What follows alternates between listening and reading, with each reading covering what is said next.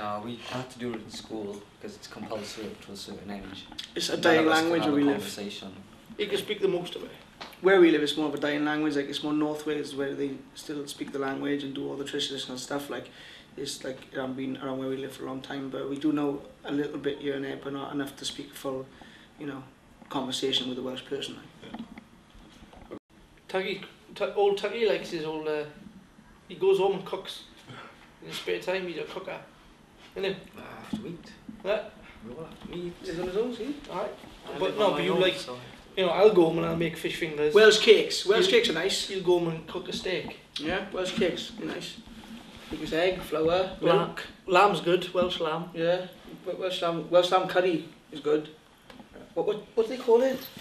The real strong Welsh lamb curry. They call it the dragon name in Welsh or something. I don't know. It's very hot there, is it? Lava bread. That's Welsh. Leeks. Fish fingers, beans and chips is also leek is there first thing in the morning. Like. It's my favourite, like, it's my personal favourite. Fish fingers, beans and chips, I think I can speak for us all now, and isn't it? Lamb fries. That's a good No one. lamb fries are? No. Sheep's balls. Sheep's balls, most like sheep's balls. As much as you can, as quick as possible. Brains. Mega White. Brains SE. Mega White, yeah, is Mad Dog. a drink called Mega White, White Lightning. They've just started brewing whiskey, vodka, unknown spirits and all that, haven't they? There's a new lager as well, it's called 45.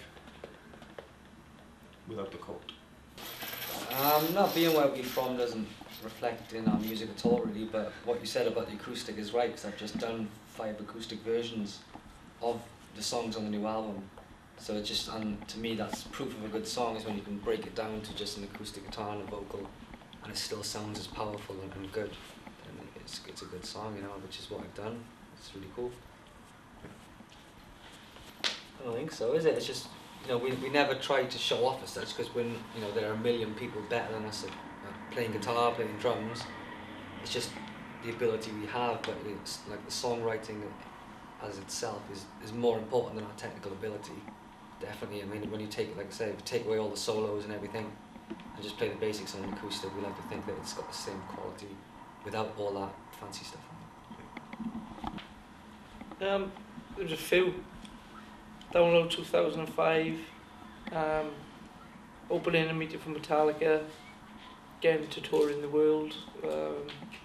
Probably the whole year of 2005 was probably like when we all just kind of, okay, something's happening here. We knew, we hoped that we had the potential to be as big as we possibly could, but then we never knew, you know. So, 2005. A guy called Tony Petrosian directed it, who did our Tears Don't Fall video. We shot it in LA, in this like Dockland area thing. And there's no real concept or narrative behind it, just because we didn't have time or budget to really indulge in like a huge epic kind of Hollywood looking video. So it's just basically us walking out with some like subliminal lyrics and messages playing on some screens behind us. You know, it's nothing kind of technical, it's just more about the song than the video. Like, we've only played 2 songs, you know, we played Screaming Fire every night from all of our tours from last year, and we played Disappear as well, I think only once. But the reaction has been overall really positive, and it was definitely one of the highlights of the set for a long time since we put it in, especially for us on the stage, because it was fresh and exciting to play it. But, you know, it's just a lot more up-tempo, and it's got a lot more just content to really, if you're in a crowd, you know, there's a lot more you can rock out to and crowd surf and jump up and down. So the reaction was totally cool. I wouldn't say it was an intention, it's just the way we did it. You know, we never sat down and thought, you know, let's be heavier on this one. We just basically wrote songs as we always have, just jamming out and just writing riffs, and this is just Bullet My Valentine 2008, really. It's simple as that. We never wanted it to be heavier in a way that was conscious, you know. It has, and I'm glad it has. I think it sounds fucking great.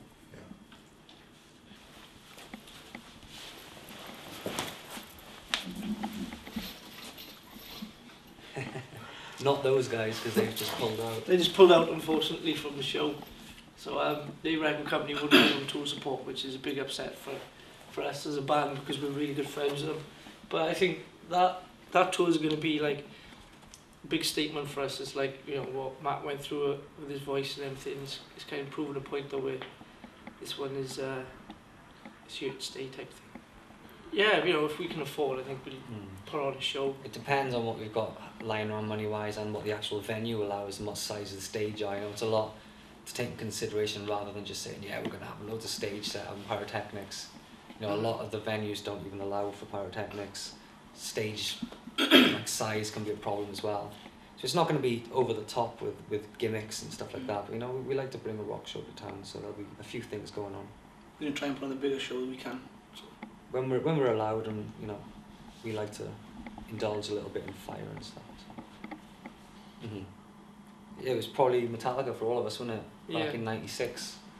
I think they just released it. It was on the Load tour. We all went to see them in the arenas, and they all had pyros everywhere, and just an amazing stage setup, which was pretty unique. They had like 2 circular stages instead of 1, and the crowd was around them, not just in front.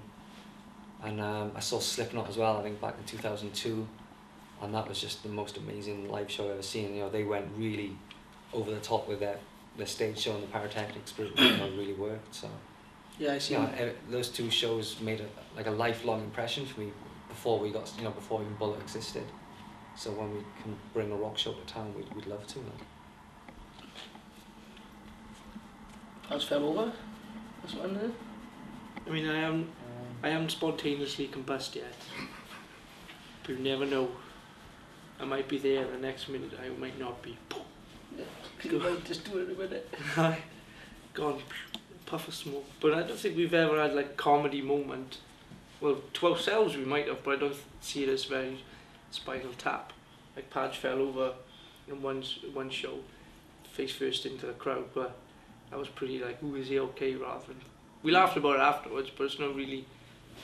It's funny at the time, so you smash your face on stage in front of everybody, like. I know, I did laugh. I did laugh. I did myself. If we ever get home, dude. Spending as much time as we can, I'll be honest with you. We haven't got that much time off for Christmas now. I think we got like, well, I don't know, 4 days off for Christmas. And we're not even on tour. We're not even on tour. We got 4 days off for Christmas, and then we got rehearsals and press. And then it all starts then for the next year. So in them 4 days, we're going to try and get the presents in, the family, and then leave. See, I got all my presents. I got half. We got to shop for Christmas, have Christmas, eat the dinner, see all the family, see all your friends, drink all the beer, and then get straight back out and tour. In 4 days. In 4 days.